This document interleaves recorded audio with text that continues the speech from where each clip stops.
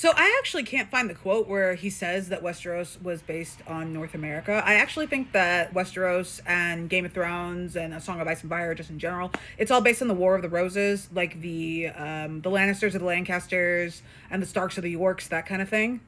And House Tyrell has like Tudor imagery because of their roses and things. So I would argue that Westeros is supposed to be more of like a Europe amalgamation than North America. And even like the continent of Westeros, it's giving Great Britain.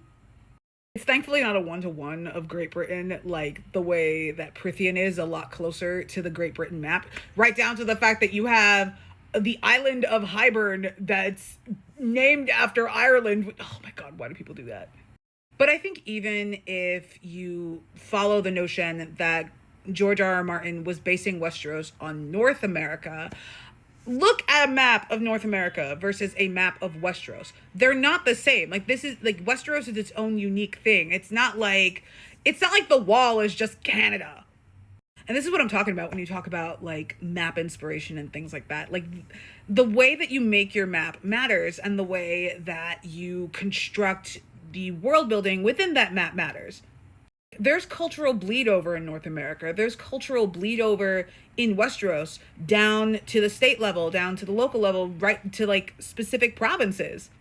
I can't necessarily speak to other cities in America because I don't live in those cities, but in New York, there is cultural differences across boroughs, across neighborhoods, sometimes even across blocks. Prythian has no cultural bleed over from what I can tell, down to the point where Lucien has spent several centuries in spring at that point and still dresses like an autumn dude. And then as you look at the delineations, like the borderlines between the courts, they're all straight lines. Like, it's all arbitrary. Like, yeah, maybe the magic keeps it all like straight and narrow in one line, but that doesn't make for good world building. It just seems like a way to simplify it so you don't have to do the work of what is the border between the night and day court look like? Like, what are those residents like? You also got to keep in mind, in Westeros and in North America, there are people who are like living between major settlements and between major cities. Like yes, like there is New York City, but not everyone in New York lives in New York City. People live in Rochester, people live in Buffalo, people live in like little tiny villages and townships that I wouldn't know anything about. And Westeros has a similar thing where they have like the major strongholds where like the High Lords rule from, and then they have all these little villages around and little towns and things like that.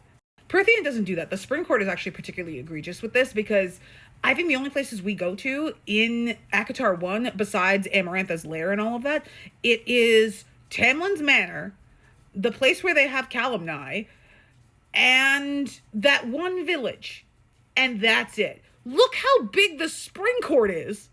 So even if George R. R. Martin was like basing everything on North America, he clearly wasn't stealing from North America. And that's the difference.